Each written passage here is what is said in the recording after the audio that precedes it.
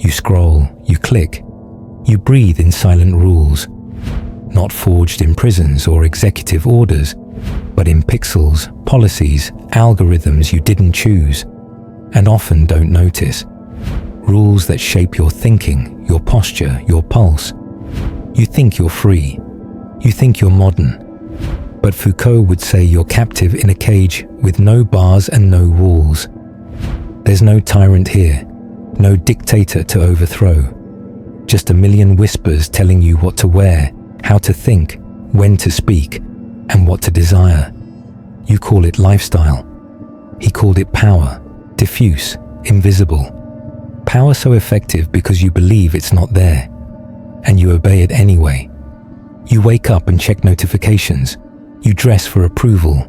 You speak for reception. You act for likes and shares. Your identity is curated. Your thoughts are optimized. Your dreams are filtered through others' expectations. And you think that's choice. But Foucault would remind you, power is not taken. It's internalized. It's not wielded from above. It emerges horizontally, from surveillance, from norms, from the lens that never blinks. You're not a prisoner, but you're watched by your own judgments, by cultural filters. You discipline yourself before they even speak. You censor yourself before they even ask. You conform before you even feel the walls. And because there's no visible guard, no obvious enemy, you don't resist. That's what makes it terrifying. There's no resistance doctrine, no rebel anthem.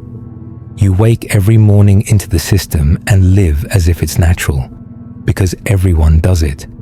You see the consequences daily: decision fatigue, low-grade anxiety, whispered shame for failing to fit in. A year passing by while you're waiting to be yourself, while you're trimmed to fit the silhouette of social approval. You call it maturity. He called it normalization. A process that makes you self-regulating, self-editing, self-erasing, all without a command. And when the corporate email pings on Sunday saying, "Just check this quickly," you don't rebel, you comply. Because the rules of your compliance are internal, invisible, and self-empowering. I'm responsible. I'm reliable. But reliability is the new leash. You're not under surveillance by a jailer with a key. You're under surveillance by your own tension. Your shoulder stiffens. Your instinct warps. Your words shrink. You erase your desire before it says anything too loud or strange. That's power without a face. The ultimate Panopticon, where you become your own warden. And that's why resistance doesn't feel like a war. It feels like chaos, like stepping off the track, because the track is invisible. You don't need someone above you to demand obedience. You obey by default, because you believe it's freedom. But there's no freedom in preemptive compliance. There's only the quiet death of self. This isn't paranoia, it's clarity, because recognizing a faceless enemy is the first step to rearming yourself. Wake up. You didn't choose to fear rejection, you were trained. You didn't choose to crave validation, you were trained. You didn't choose to apologize for being too direct, too assertive, too much of a man, you were trained. You're not wired for weakness, you were rewired for comfort, for acceptance. Foucault saw it everywhere: institutions, schools, media, relationships. Not as top-down dictatorship, but as networks, power moving through you, not over you. And that's what makes it nearly impossible to rebel against, because it speaks with your voice, it hides in your morals, it cloaks itself as your conscience. And you call that maturity. You don't feel rage when she mocks your ambition. You don't push back when you're told to tone it down. You smile, you agree, you compromise. You say, "I get it," even though something inside you is screaming that this isn't what you were built for. But screaming where? Into a void that's been soundproofed. You're scared of being called controlling. You're scared of being too intense. So you become passive, agreeable, submissive to the culture. Because because the invisible hand of social control rewards submission with likes, affirmation, belonging, but not respect. You think this is just how the world works now, that this is how you stay out of trouble, that this is being emotionally intelligent. But what if emotional intelligence without masculine boundaries is just a clever way to domesticate you? What if the man who always checks himself first isn't wise? He's just pre-programmed to flinch. That's not consciousness. That's a nervous system enslaved by invisible fences. And here's the trap. Every time you obey those unspoken rules, you reinforce them. You become a node in the network. You become the next agent of polite obedience. You pass the infection forward. You model weakness as virtue, and they applaud you for it. Because you've become self-silencing, a man who disciplines himself before he even speaks, a man who fears upsetting the algorithm more than upsetting his own soul. This is the war of power without a face. It doesn't scream, it whispers, it doesn't strike, it nudges. It gets you to choose the option that keeps you manageable. And the longer you choose that, the more you forget what you even wanted to be before they told you who to become. You didn't just lose your voice, you lost your shape. That tension you feel in your chest when you speak too boldly, that guilt when you choose solitude over being emotionally available, that low-level shame that crawls into your skin when you assert, dominate, or even want without apology. That's not you being sensitive. That's not evolution.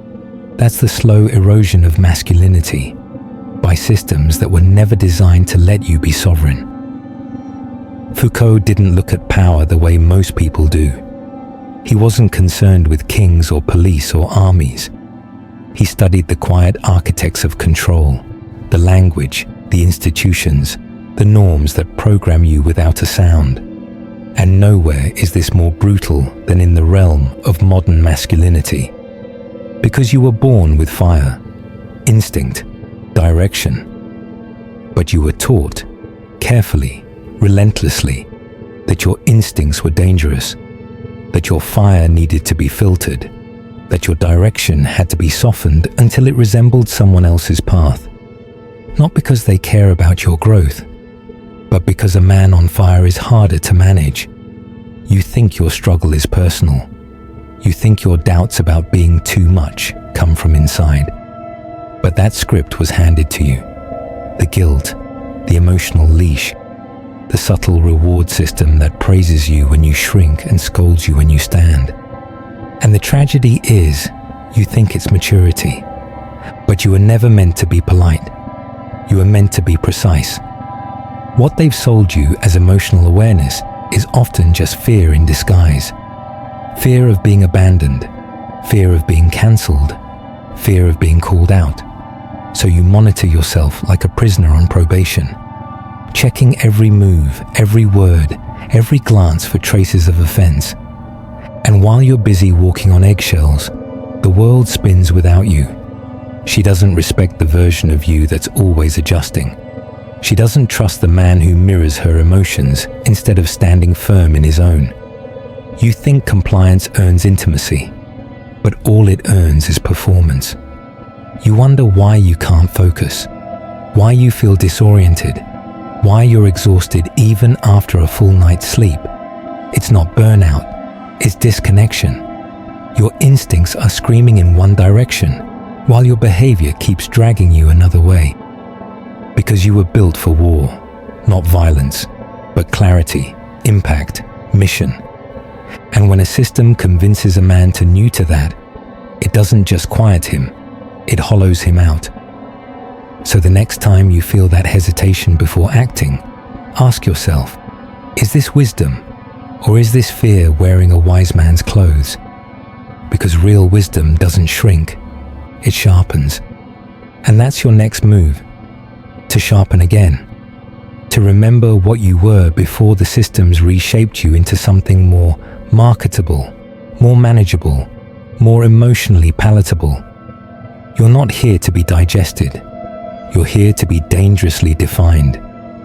You think you're alone when you speak, when you move, when you make choices, but you're not.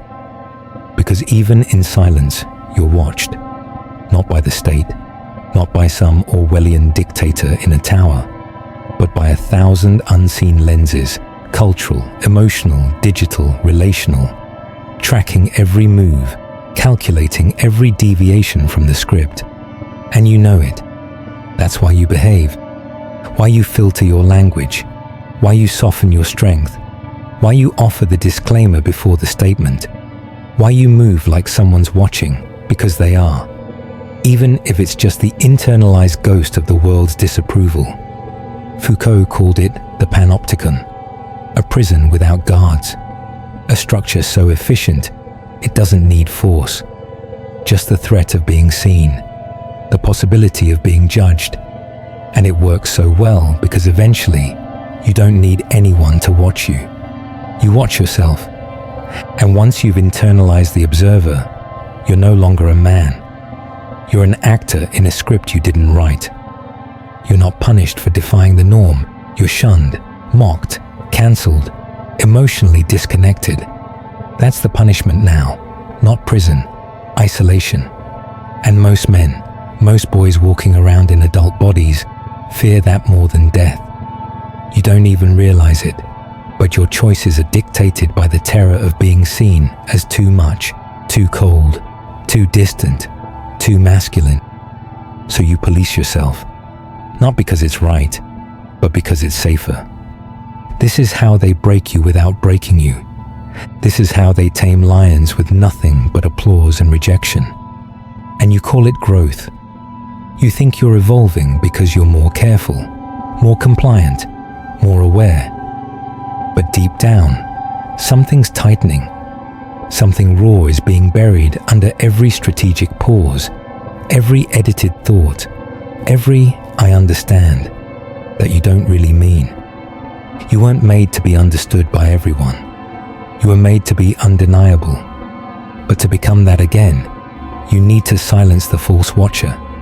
You need to kill the Panopticon inside you, the one that whispers, "Be careful," when you're about to speak your truth, the one that rewards you for neutrality instead of impact. You can't fight what you don't name. And Foucault's brilliance wasn't just in exposing systems, it was in showing you that you are a part of them, that your freedom isn't taken, it's surrendered. So you take it back. You don't rage. You don't rebel like a teenager. You discipline yourself into sovereignty. You cut off the need for permission. You delete the emotional surveillance you've built into your own skin. You walk into a room not asking, "Will they accept this?" but declaring, "This is what I am." Not to provoke, but to exist without distortion. Because real power doesn't beg. And a man who's no longer afraid to be fully seen, he becomes ungovernable. You thought love would be the one place you could rest, a sanctuary from the world's demands, but instead, it became the most ruthless arena of performance. Not because she's cruel, but because power doesn't need cruelty. It just needs to be unspoken and ever present. You don't act from freedom anymore. You act from fear of losing connection. You don't speak your truth. You speak what won't rock the boat. You don't show up raw. You show up filtered, softened, agreeable. And you call that emotional intelligence. But it's submission in disguise. You think you're loving her. But what you're really doing is begging not to be abandoned. You learn to make yourself small, not because she asked, but because the world taught you the rules. Strong men lose intimacy. Soft men get love. That's not a relationship. That's a reward system. Foucault's idea of surveillance doesn't just live in government buildings. It lives in your bedroom, in your text threads, in the tension you feel before saying what you actually think. Because somewhere along the way, you decided your presence was a threat and your silence was safety. You call her emotional. But the truth is, you're the one always reacting. You're the one who adjusts. You're the one who gets defensive because she's become your regulator. Her approval is your drug. Her mood dictates your worth. She doesn't even need to raise her voice anymore. A sigh, a pause, a withdrawal of affection, and you fold. You call it empathy, but it's dependency. You call it love, but it's performance. And the worst part, she knows it. She can't follow you because you've made her your compass. This is the invisible war, not of fists and orders, but of glances, of subtext, of quiet manipulations that you let in because somewhere you believed a man should be harmless to be worthy. But she doesn't want harmless. She wants holy fire, not rage, not chaos, but a man who does not flinch under emotional pressure. A man who doesn't adjust his mission to preserve her mood. A man who doesn't need to be liked to remain loving. That's what Foucault revealed. Power doesn't dominate with fists. It shapes behavior through norms.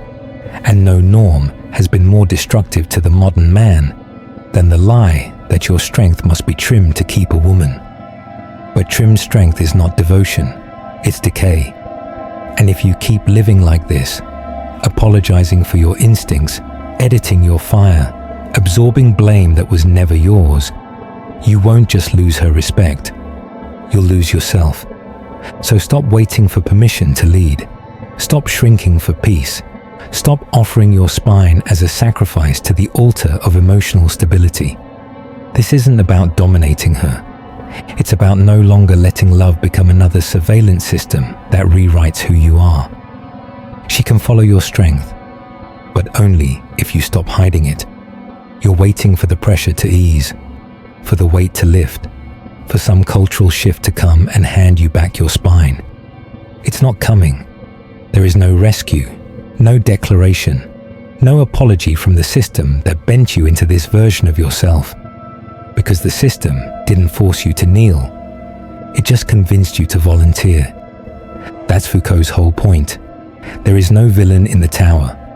There's just a matrix of subtle constraints, passed off as morality, decency, emotional awareness. You thought you were maturing, evolving, but all you were doing was complying in style. And now here you are, castrated by approval, disoriented by contradiction, guilted out of instinct, applauded for obedience that you mistake for emotional balance.